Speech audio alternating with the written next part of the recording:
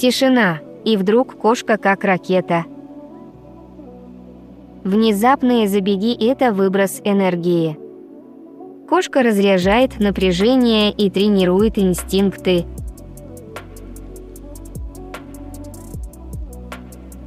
Чаще всего это происходит вечером. Это нормально и даже полезно. Кошка не сошла с ума, она просто кошка. Да, эти сумасшедшие забеги – норма для кошек. Подпишись.